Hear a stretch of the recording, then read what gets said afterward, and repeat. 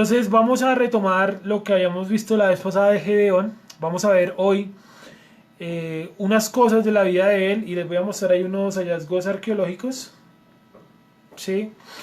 Unos hallazgos arqueológicos donde vamos y unos mapas también, donde los jueces de Israel. ¿Sí? Entonces, ahí ustedes pueden leer los nombres de todos los jueces: Tola, Elón, estoy leyéndolos en cualquier orden: Jefté, Gedeón, Jair, Abdón, Ehud, Débora, Sansón, Ibsán, Otoniel y Samgar.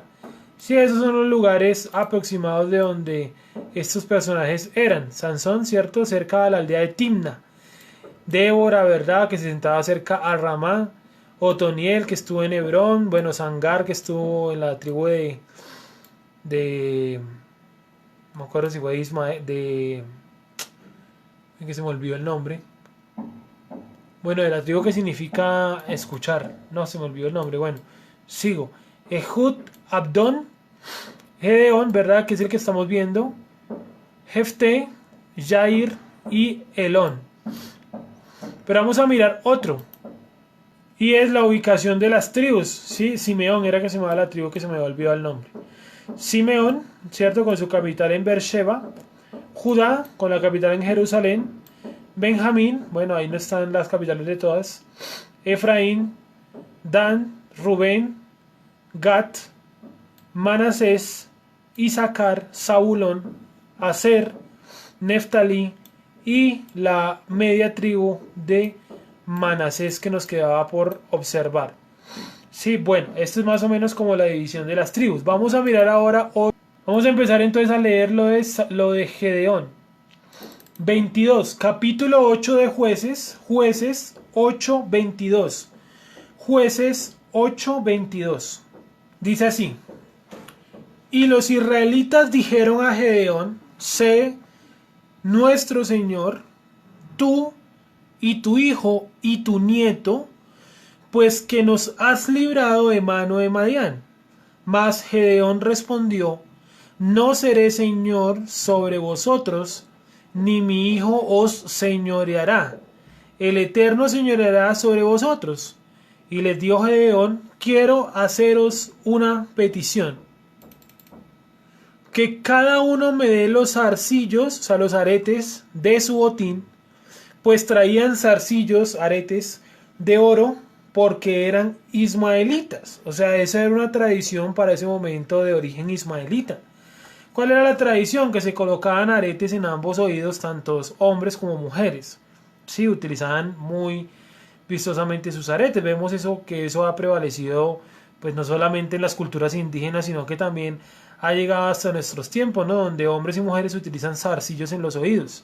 Entonces esa es una tradición que viene pues de tiempo atrás desde los egipcios, y los egipcios pues lo heredan a los ismaelitas y a otras tribus, principalmente de origen egipcio, aretes en las dos orejas. Entonces ustedes verán que los jóvenes, ¿cierto? Las personas que nacieron, no sé, del 80 y algo para acá, pues tienen una obsesión con las incrustaciones, con las ¿cómo se llama eso? Ampliaciones. Ese no es el nombre, pero no me acuerdo en este momento cómo se llama.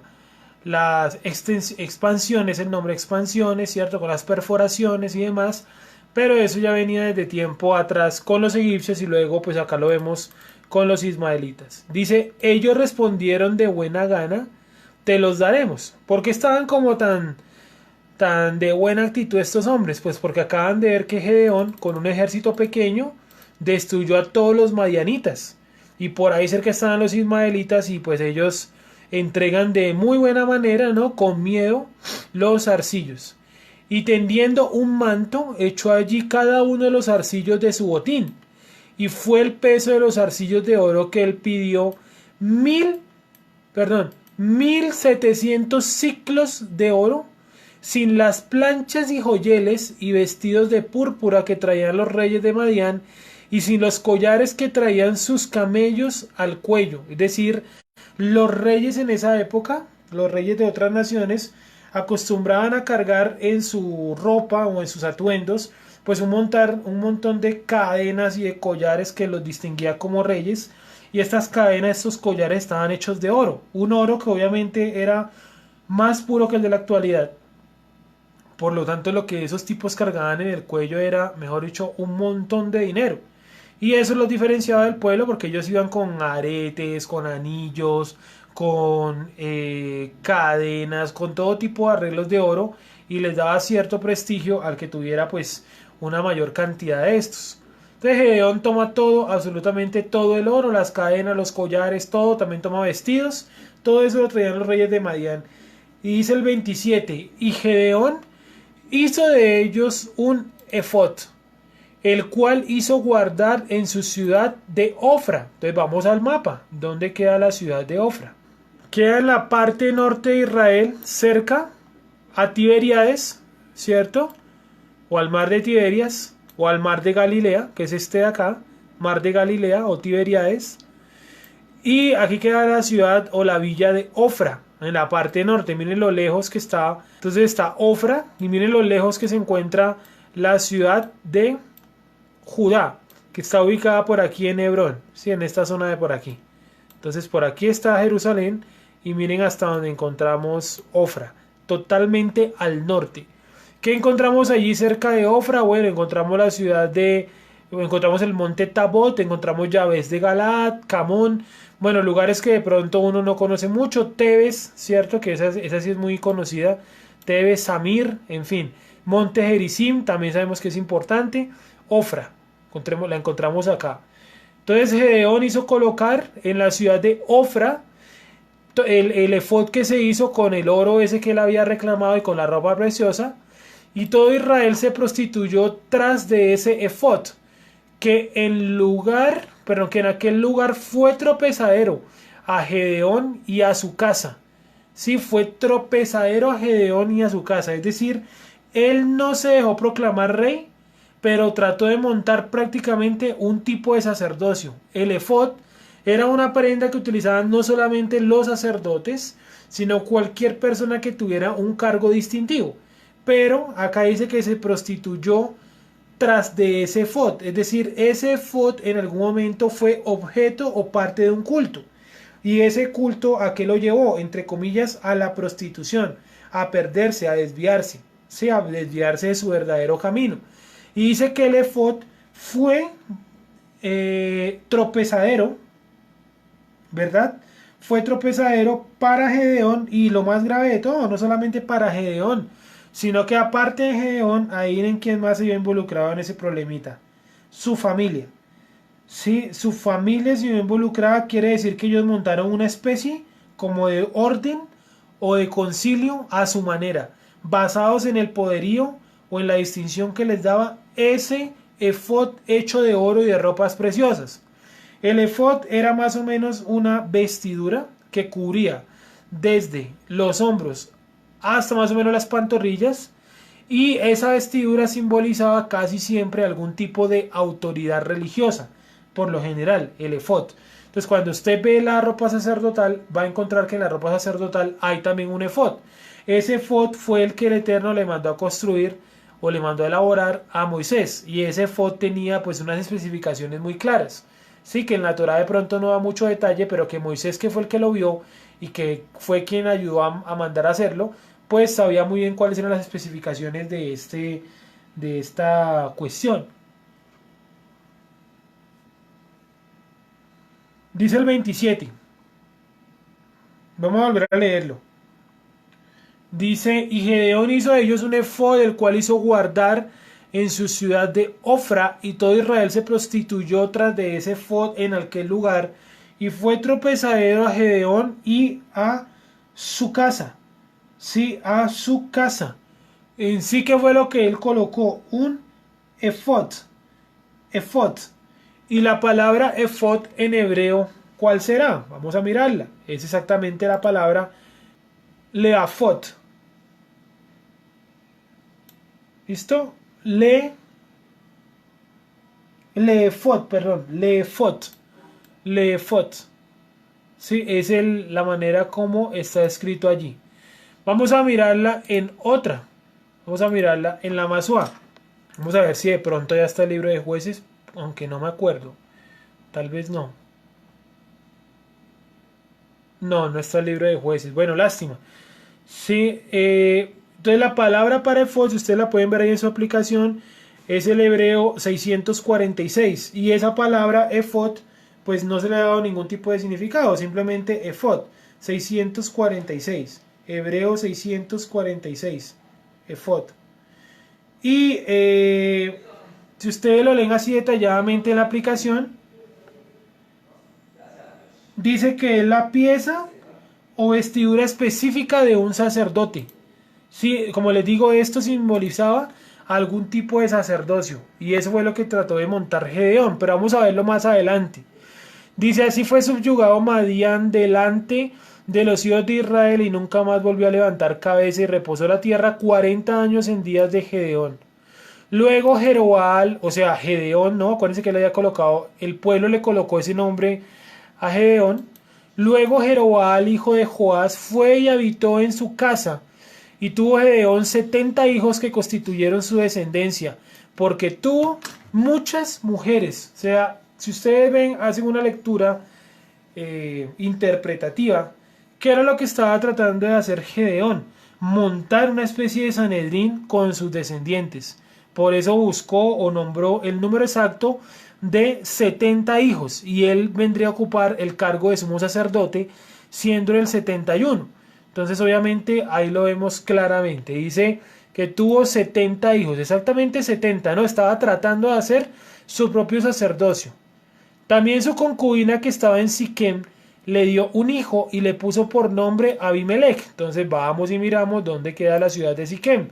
Vamos a ver si de pronto por aquí llegas a estar. Mírenla acá. Siquem. ¿Sí? Siquem. Y él está en Ofra. Pero tenía una concubina en Siquem. ¿Listo? Una concubina en Siquem. Y dice, y puso, ¿cierto? Le dio un hijo y le puso por nombre Abimelech.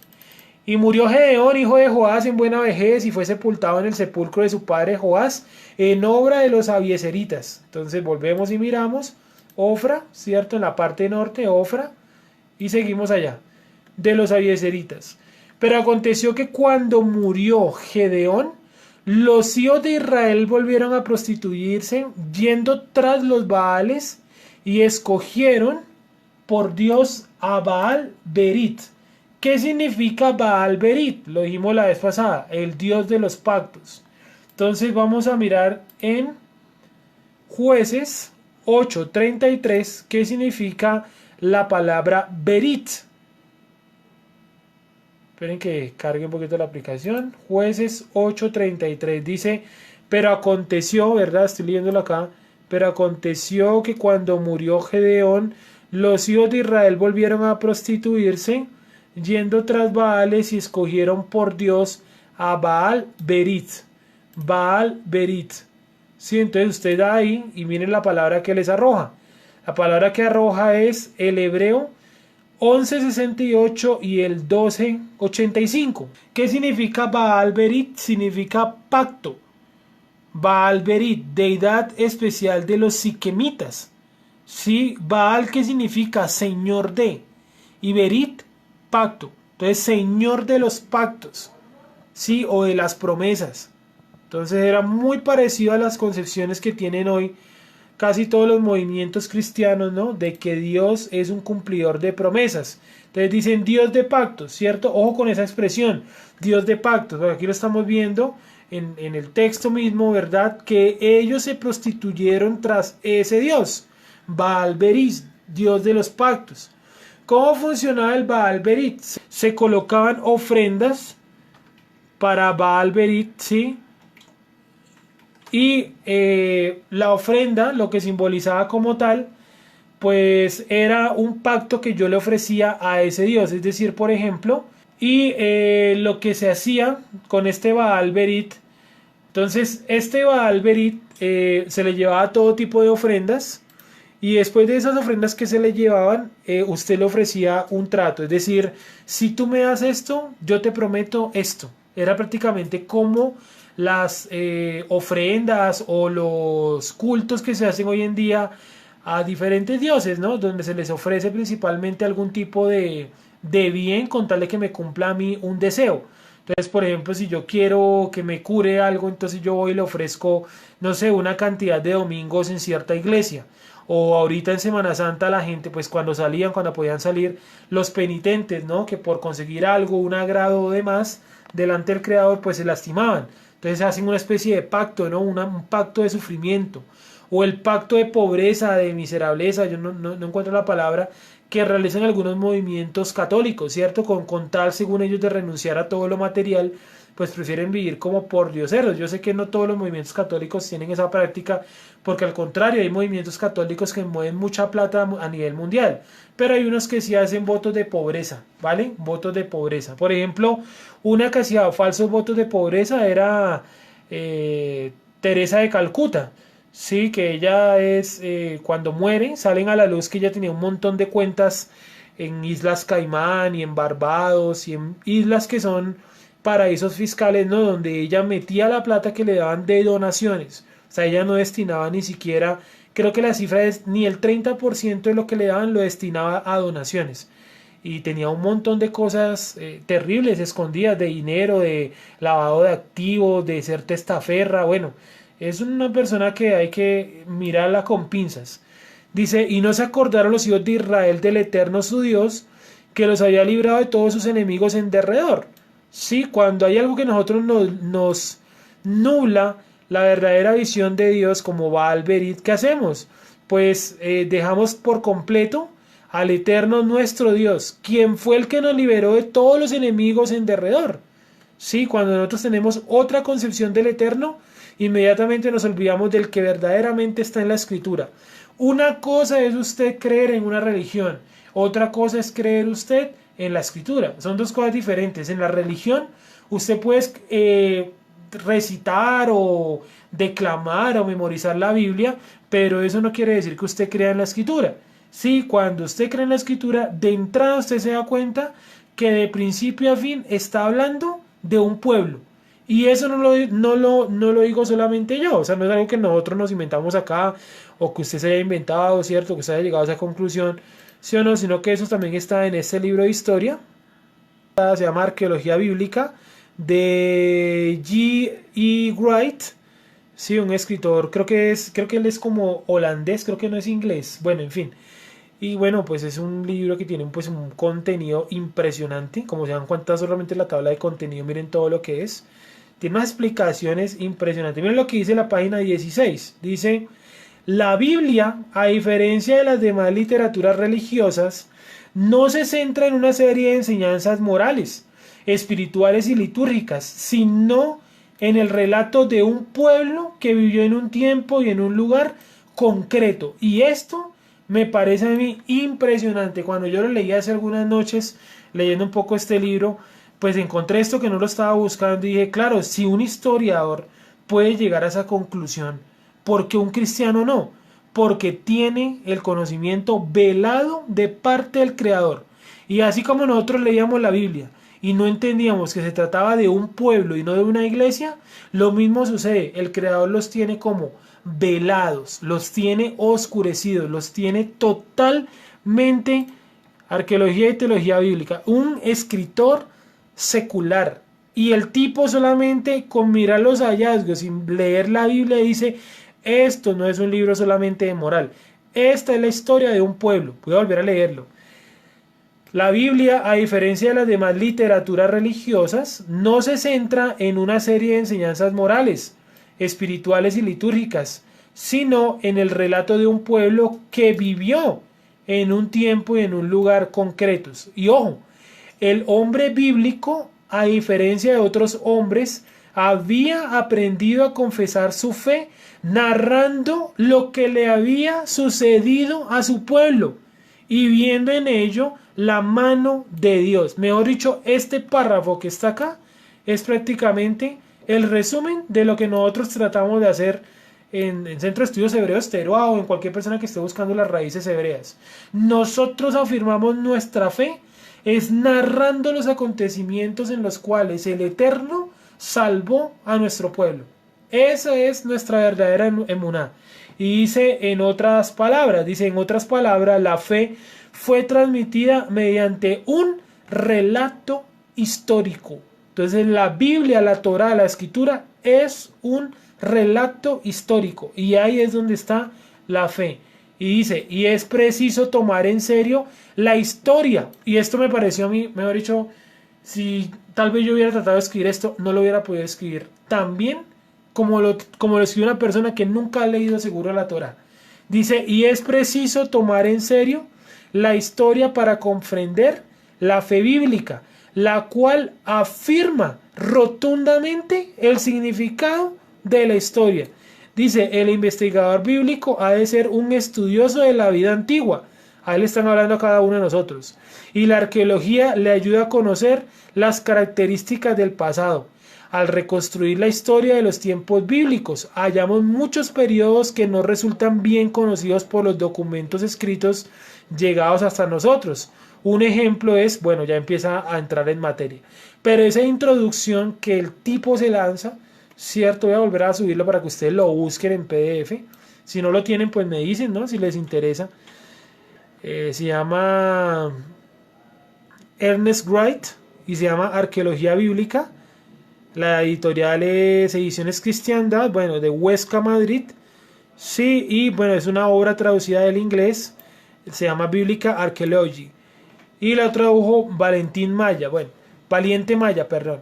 Entonces ahí está el libro, por si lo quieren leer después. El apartado que estoy leyendo está en la página 16 y más adelante pues vamos a ir tratando de mirar algunos aspectos de todo lo que se narra en este libro, que es bastante emocionante y bastante largo y complejo de analizar. Tiene imágenes, bueno, tiene información muy precisa de los jeroglíficos, ¿sí? En fin, aquí por ejemplo esta es la guerra entre los pueblos del mar y los egipcios. Esta es la guerra que está enfrentando el país cuando la escritura dice que no lo metió por el camino de los filisteos porque había guerra, y si hubieran visto la guerra se hubieran desanimado. Es esta, Ramsés III y los pueblos del mar. Los pueblos del mar, acordémonos que son, como ya lo hemos visto, los filisteos. Entonces, bueno, es un libro impresionantemente bueno. Bien, entonces vamos a pasar por acá a otro libro que yo tengo, ¿cierto? Y es este, el altar de cuernos que se hacía en Beersheba. Entonces hacían las piedras, ¿verdad? Este obviamente es una versión moderna, tallada y tal. Colocaban las piernas y se colocaban las piedras de las esquinas como con esas protuberancias, ¿sí? Que simbolizaran los cuernos, como ustedes lo pueden ver acá. Lugares arqueológicos, pero el punto que les quiero mostrar es este. La adoración a diferentes tipos de deidades en un lugar llamado Hazor. Y ustedes dirán que tiene que ver esto con Gedeón. Ya lo vamos a explicar. Sí, es un lugar arqueológico, tiene ahí un león, por ejemplo, tallado. Pero si ustedes miran la parte de atrás, miren la imagen de acá atrás, son unas manos adorando a algún objeto celeste, probablemente la luna. Sí, por la forma. Entonces esto es la adoración a la luna. Aquí, bueno, yo no alcanzo a ver muy bien, está muy pixelado, pero esta es la adoración a la luna. ¿Se acuerdan que dice que los tipos traían lunetas? ¿Por qué el texto narra tan específico que los sujetos que venían hacia Gedeón traían lunetas? Vamos a mirarlo nuevamente. Ahí está, en el 21. Dice, entonces dijeron Seba y Salmuna, levántate tú y mátanos, porque como es el varón, tal es su valentía. Y Gedeón se levantó y mató a Seba y a Salmuna, y tomó los adornos de lunetas que traían los camellos, perdón, lunetas que sus camellos traían al cuello. Lunetas, ¿sí? Pero espero estarme haciendo entender. Lunetas. Entonces, ¿qué tiene que ver todo eso con Gedeón? Con lo que les mostré por acá. Que la adoración a la luna era algo que utilizaba precisamente la forma de las lunetas. O sea, que los israelitas terminaron adorando de manera explícita a la luna. Y vamos a continuar. Dice, vamos a mirarlo hacia el final. Luneta, solamente está ahí. Bien, vamos a mirarlo hacia el versículo final. Por acá dice, pero aconteció que cuando murió Gedeón, los hijos de Israel volvieron a prostituirse, yendo tras los Baales, y escogieron por Dios a Baal Berit, y no se acordaron de los hijos de Israel, del Eterno tu Dios, que los había librado de todos los enemigos en derredor. Ahora vamos a Jueces capítulo 9, para continuar con el relato. Jueces 9. Dice, Abimelech, ¿se acuerdan que él había tenido un hijo con una concubina de Siquén llamado Abimelech? Pues ahora la historia va hacia él, hacia Jerobal, hacia Abimelech. Abimelech hijo de Jerobal, acuérdense que ese es el nombre de Gedeón, fue a Siquem, a los hermanos de su madre, y habló con ellos y con toda la familia de la casa del padre de su madre, diciendo: yo os ruego que digáis en oídos de todos los de Siquem, ¿qué os parece mejor, que os gobiernen 70 hombres, todos los hijos de Jerobal, si que tenían una especie de como de congreso, todos los hijos de Jerobal, o que os gobierne un solo hombre? Acordaos que yo soy hueso vuestro y carne vuestra. Y hablaron por él los hermanos de su madre en oídos de todos los, o sea, sus tíos, en oídos de todos los de Siquem, todas estas palabras, y el corazón de ellos se inclinó a favor de Abimelech, porque decían: nuestro hermano es. Conclusión: la gente en Ofra tenía los 70 administradores de justicia. Todos eran hijos de Gedeón. Ojo con esto. Y en Siquem, el hijo número 71 empezó a hacer un plan y dijo: no, yo quiero gobernar solo. ¿Por qué no empezamos a convencer a la gente que es mejor que gobierne uno a que gobiernen 70? ¿Se imaginan el problemita para gobernar 70? Aquí nomás, ¿verdad? En Colombia es un claro ejemplo de eso, que se chocan a veces las leyes entre los alcaldes y el presidente, y eso que los gobernadores también pues podrían llegar a pelear, pero veo que no lo hacen. Y si entre una u otra persona hay choques, imagina entre 70 tratando de administrar un pueblo como Israel. Complicadísimo. Y le dijeron 70 ciclos de plata del templo de Baal-Berit, perdón, disculpen, porque le decía a nuestro hermano es. Y le dieron 70 ciclos de plata del templo de ¿quién? De Baal-Berit, con los cuales Abimelech alquiló hombres ociosos y vagabundos que le siguieron.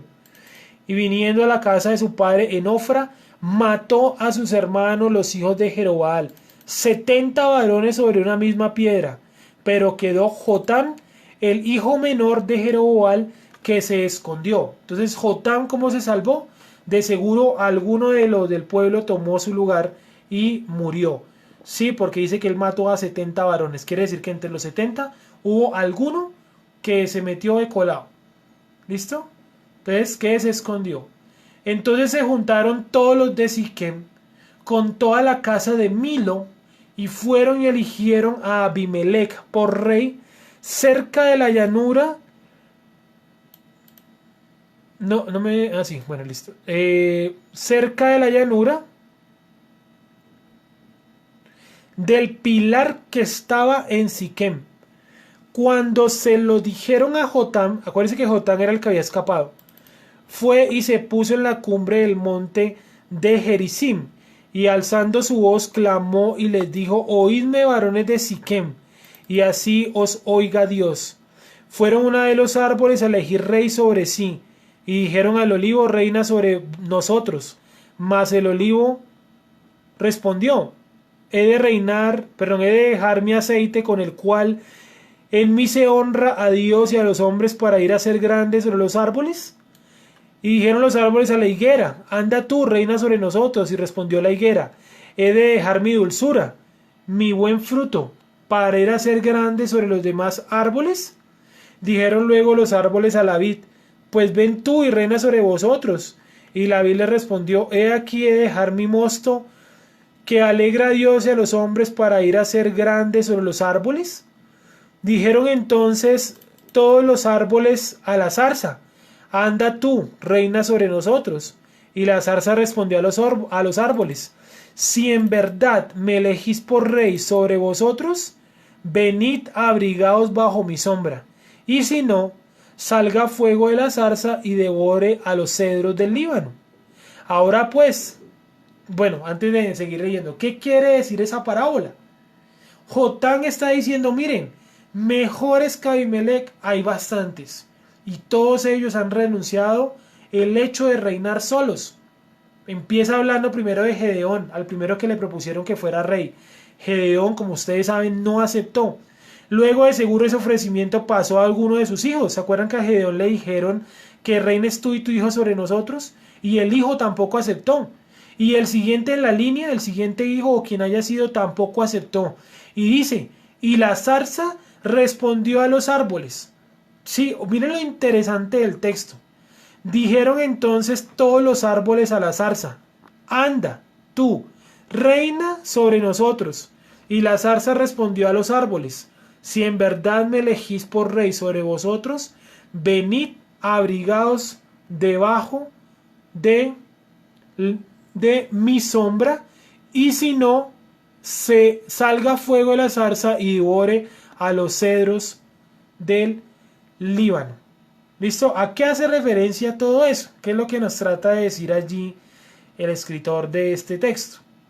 Entonces resulta que fueron y le dijeron a árboles grandes, frondosos o que dan un producto muy interesante, y ninguno de ellos quiso aceptar. Pero cuando fueron a la zarza es un árbol que por lo general gran parte del tiempo está perdiendo sus hojas o se encuentra seca. Él necesita, la zarza o ella necesita eliminar al máximo hojas de su cuerpo, de su ser, para poderse mantener con vida, porque la zarza tiene una característica especial, y es que sobrevive a unas grandes temperaturas. Entonces, para poder sobrevivir, ella va eliminando sus hojas. ¿Listo? Y la zarza respondió a los árboles: si en verdad me elegís por rey sobre vosotros, venid, abrigaos bajo mi sombra, y si no, salga fuego de la zarza. ¿Qué sombra les iba a dar la zarza? Si no tiene hojas, pues ninguna. Entonces estamos viendo la actitud de la zarza. La zarza representaría a Abimelech, el cual, siendo, ¿verdad?, muy pequeño en cuanto a grandeza, ¿cierto?, en cuanto a importancia, se trató de autodenominar él mismo rey, ¿sí? Y entonces, ¿qué fue lo que dijo? O se unen a mí o yo los mato. Y mató a los 70 hijos de Gedeón, que además de eso eran sus hermanos. Ahora pues, dice el 16, si con verdad y con integridad habéis procedido en hacer rey a Abimelech, y si habéis actuado bien con Jeroboam y con su casa, y si le habéis pagado conforme a la obra de sus manos, porque mi padre peleó por vosotros y expuso su vida al peligro para librarlos de mano de Madián, y vosotros os habéis levantado hoy contra la casa de mi padre y habéis matado a sus 70 hijos. O sea, le está diciendo, no solamente Jeroboam es culpable de esas 70 muertes, ustedes también lo son, por apoyar un tipo que se levantó en contra del legado de Gedeón. Ahora, si nos preguntásemos nosotros por qué el Eterno permitió que el legado de Gedeón terminara de esta manera, supongo que el grado de depravación de esos 70 hermanos del Jotam, ¿cierto?, de Jotam, tuvo que haber sido algo terrible. Es decir, lo que trato de decir es que los 70 hijos de Gedeón se pervirtieron tan gravemente que el Eterno les dio ese final, asesinados todos por una persona que no era muy cercano a ellos, hermano, hermanastro, medio hermano. Dice, y vosotros os habéis levantado hoy contra la casa de mi padre, y habéis matado a sus hijos 70 varones sobre una misma piedra, y habéis puesto por rey sobre los de Siquén a Abimelech, hijo de su criada, por cuanto es vuestro hermano. Si con verdad y con integridad habéis procedido hoy con Jeroboam y con su casa, que gocéis de Abimelech y él goce de vosotros, y si no, fuego salga de Abimelech que consuma a los de Siquén y a la casa de Milo, y fuego salga de los de Siquén y de la casa de Milo que consuma a Abimelech. Y escapó Jotam y huyó y se fue a Beer, y allí se estuvo por miedo a Abimelech su hermano, después que Abimelech hubo dominado sobre Israel 3 años. Es decir, él hace todo este enfrentamiento cuando ya Abimelech llevaba... disculpen, perdón, estoy leyendo mal ahí el pasaje, 21, aquí. Entonces, cuando él se enteró que Abimelech había sido nombrado rey, él va y se echa este discurso que estamos leyendo, el ejemplo de la zarza y todo lo que explicó, ¿verdad? Y fue y se escondió en Beer, y estuvo allá escondido 3 años. A los 3 años de su escondite, que eran también 3 años del reinado de Abimelech, dice, después de Abimelech hubo dominado sobre Israel 3 años, envió Dios un mal espíritu entre Abimelech y los hombres de Siquem, y los de Siquem se levantaron contra Abimelech. O sea, estaba pasando lo que Jotam había dicho que iba a pasar. Y es que esto no es una profecía, esto es una advertencia, porque si Abimelech había sido capaz de matar a 70 de sus hermanos, todos en distintas edades, pudo haber matado hasta niños o a jovencitos, tampoco le iba a perdonar la vida a las personas de Siquem. O sea, para él la vida de las personas no valía absolutamente nada. No valió de la de sus hermanos, mucho menos la de la gente de Siquem. Dice entonces que después de reinar 3 años, la gente de Siquem se enfrentó contra Abimelech, se empezaron a desentender, a desconocer, y entonces pasó lo siguiente. Dice, envió Dios un mal espíritu entre Abimelech y los hombres de Siquem, malentendido, y los de Siquem se levantaron contra Abimelech para que la violencia hecha a los 70 hijos de Jeroboam y la sangre de ellos recayera sobre Abimelech su hermano que los mató, y sobre los hombres de Siquem que fortalecieron las manos de él para matar a sus hermanos. O sea, los de Siquem dijeron, miren, no nos estamos entendiendo con Abimelech, cierto, esto debe ser por todo lo que Abimelech le hizo a sus 70 hermanos. Entonces nosotros no vamos a seguir más a Abimelech, que lo sigan los que se entregaron para matar a los hermanos. Y los de Siquem pusieron en las cumbres de los montes acechadores que robaban a todos los que pasaban junto a ellos por el camino, de lo cual fue dado aviso a Abimelech. O sea, montaron una banda de atracadores, de bandoleros. Y Gaal, hijo de Ebed, vino con sus hermanos y se pasaron a Siquem, y los de Siquem pusieron en él su confianza. Y saliendo al campo vendimiaron sus viñedos y pisaron la uva e hicieron fiesta. Y entrando él en el templo de sus dioses, comieron y bebieron y maldijeron a Abimelech. Ojo, todos estos manes son hebreos, pero ¿cómo así que entraron en el templo de sus dioses? O sea, ellos tenían erigidos otros templos en la tierra. Miren el desorden tan impresionante que dejó Gedeón. Nosotros tratamos de ver en esta clase, pues aparte de los apuntes históricos y demás, también una perspectiva completa del personaje, es decir, tanto lo bueno que hizo como lo malo que hizo. Y en este caso Gedeón pues dejó un desorden administrativo impresionante, porque no solamente nombra a los 70 hijos de él como administradores, sino que él era el número 71, es decir, él ejercía prácticamente de sumo sacerdote. Él hizo una mala copia de lo que Moisés había recibido de parte del Eterno. Y como él estaba haciendo esa mala copia, absolutamente todos ellos terminaron como muertos. ¿Y cuál era el punto central de su adoración? Parece ser que el culto a la luna, porque en todo lo que hemos leído, nunca ha dicho que alguno haya consultado al Eterno. Y me parece muy curioso que el texto diga que él quitó específicamente las lunetas que traían los camellos en su cuello, y con eso se hicieron un efod. Efod, aparato o elemento que hacía parte de la ropa sacerdotal, ¿vale? Y Gaal, hijo de Ebed, dijo, ¿quién es Abimelech y quién es Siquem para que nosotros le sirvamos? No es hijo de Jeroboam y no es Zebul ayudante suyo. Se estaban burlando también hasta de los ayudantes. Servid a los varones de Amor, padre de Siquem, pero ¿por qué le hemos de servir a él? Ojalá estuviera este pueblo bajo mi mano, pues yo arrojaría luego a Abimelech y diría a Abimelech, aumenta tus ejércitos y sal. Cuando Zebul, gobernador de la ciudad, oyó las palabras de Gaal, hijo de Ebed, se encendió en ira. Entonces vayamos ubicando el mapa más o menos de qué estamos hablando. Está el principal, que es Gedeón. Debajo de Gedeón colocó 70 de sus hijos.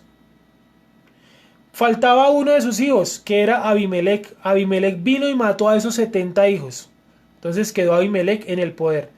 Abimelech nombró administradores o gobernadores en algunas ciudades. Vemos que el gobernador de esta ciudad, o sea, de Siquem, era era Zebul.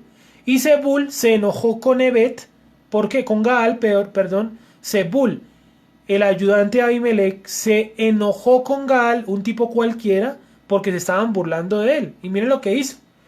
Y envió secretamente mensajeros a Abimelech, diciendo, he aquí que Gaal, hijo de Ebed, y sus hermanos han venido a Siquem, y aquí que están sublevando la ciudad contra ti. O sea, fue y colocó quejas. Levántate pues ahora de noche tú y el pueblo que está contigo, y pon emboscadas en el campo. Y por la mañana al salir el sol madruga, y cae sobre la ciudad cuando él y el pueblo que está con él salgan contra ti. Tú harás con él según se presente la ocasión. Levantándose pues de noche Abimelech y todo el pueblo que con él estaba, pusieron emboscada contra Siquem con 4 compañías. No es mucha gente, más o menos unos 200 personas más o menos. Para la época no era un gran ejército.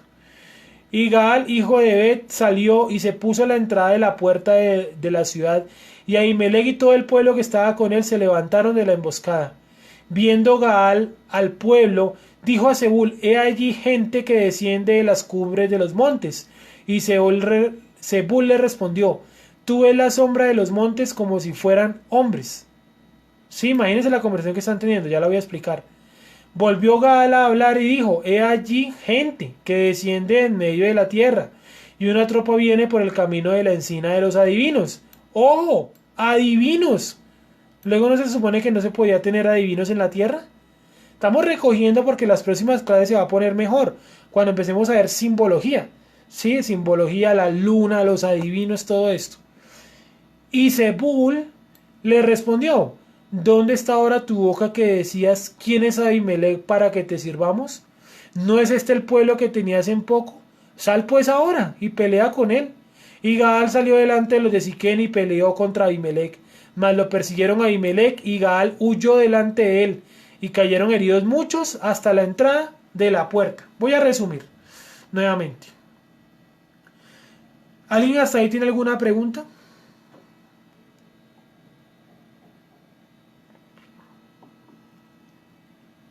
Voy a hacerlo de la manera más entendible.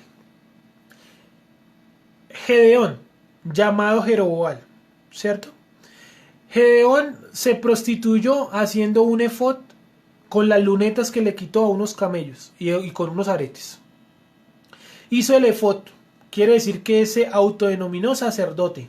Supongo yo que él quedó muy tocado con la experiencia del ángel del Eterno, y él creyó que estaba en la autoridad de poder hacer sacrificios. Entonces, por eso nosotros no podemos hoy en día pretender hacer sacrificios, porque nos puede pasar lo mismo que a Gedeón. Nos puede pasar, no quiere decir que nos vaya a pasar, que de pronto terminamos es que metidos en la cabeza que nosotros somos sacerdotes. Sí, nosotros somos reyes y sacerdotes, pero en otro orden sacerdotal que no ha sido revelado, y va a ser revelado cuando venga Yeshua. Por ahora no. Entonces sucedió que Gedeón murió y dejó un hijo llamado Abimelech.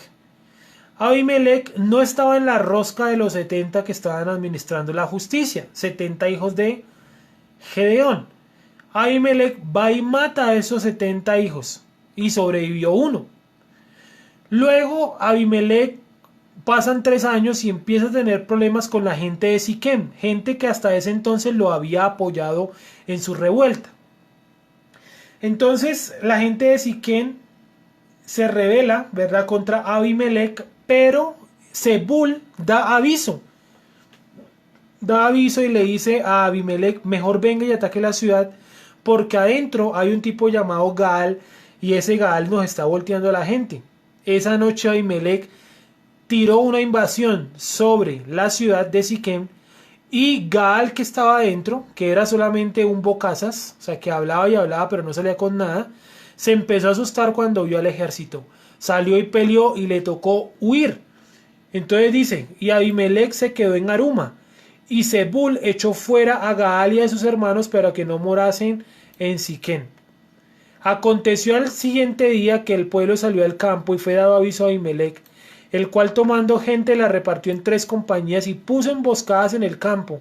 Y cuando miró, he aquí que el pueblo que salía de la ciudad, y se levantó contra ellos y los atacó, porque Abimelech y la compañía que estaban con él acometieron con ímpetu y se detuvieron a la entrada de la puerta de la ciudad, y las otras 2 compañías acometieron a todos los que estaban en el campo y los mataron. Es decir, gente que estaba tratando de huir de Siquem por no querer el mandato de Abimelech, Abimelech los mandó a matar a todos. Ya dijimos, si Abimelech no apreció la vida de 70 de sus hermanos, no va a apreciar la vida de nadie.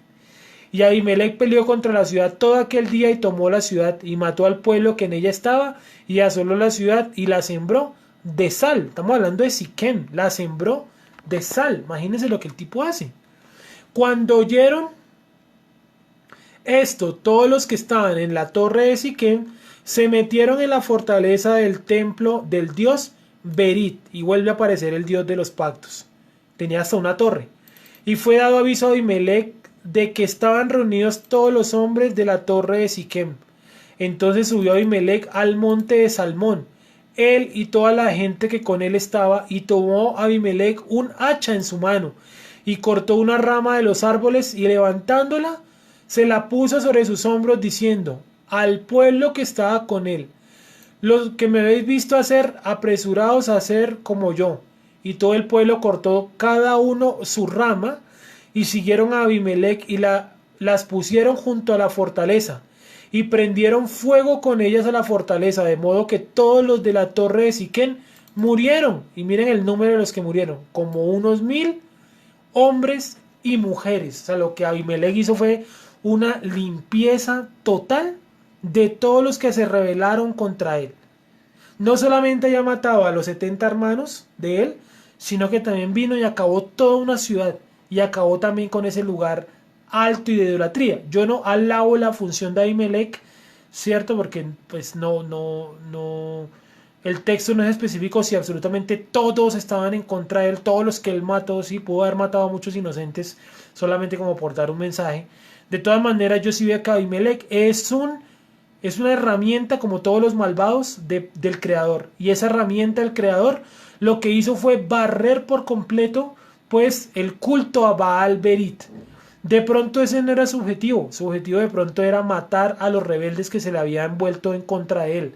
Pero en medio de su acción lo que logró fue erradicar casi por completo el culto, tanto que hasta destruyeron la torre y todo. Después Abimelech se fue a Tebes y puso sitio a Tebes y la tomó. Entonces miren el recorrido que hace este sujeto. Él está en Ofra, se mueve a Siquem. Sí, esperen que ahora no encuentro Siquem. Ah, ya la encontré, Siquem. Sí, está en Ofra y se mueve hasta Siquem. Siquem hace todo lo que ya dijimos. Alrededor hay unos montes, miren los montes acá en este café un poquito más claro. Y luego de haberse tomado Siquem y haberla destruido, se dirige a Tebes. Quiere decir que él iba de regreso hacia Ofra. Pero por alguna razón, que ya la vamos a leer, entra a Tebes. Y puso sitio a Tebes y la tomó. Y miren por qué. En medio de aquella ciudad había una torre fortificada, a la cual se retiraron todos los hombres y las mujeres, y todos los señores de la ciudad. Y cerrando tras sí las puertas, se subieron al techo de la torre. Y vino Abimelech a la torre, y combatiéndola, llegó hasta la puerta de la torre para prenderle fuego. Mas una mujer dejó caer un pedazo de una rueda de molino sobre la cabeza de Abimelech, y le rompió el cráneo. Uno diría, pero ¿qué fue lo que le tiró? Un pedazo de una rueda de molino. ¿De qué material estaba hecho esa rueda?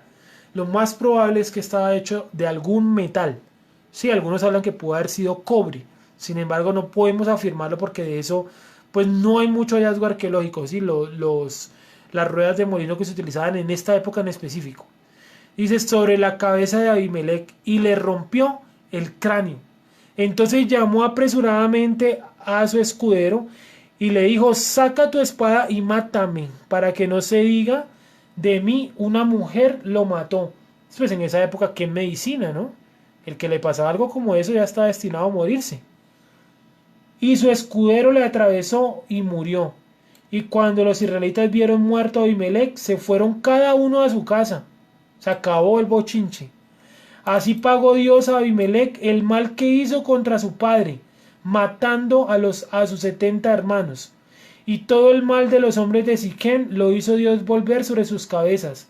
Y vino sobre ellos la maldición de Jotán, hijo de Jerobaal. Sí, se cumplió tal cual lo que había dicho Jotán. Conclusión: el Eterno a veces utiliza a personas malvadas para llevar justicia, ¿verdad? Y para utilizarlos como instrumento.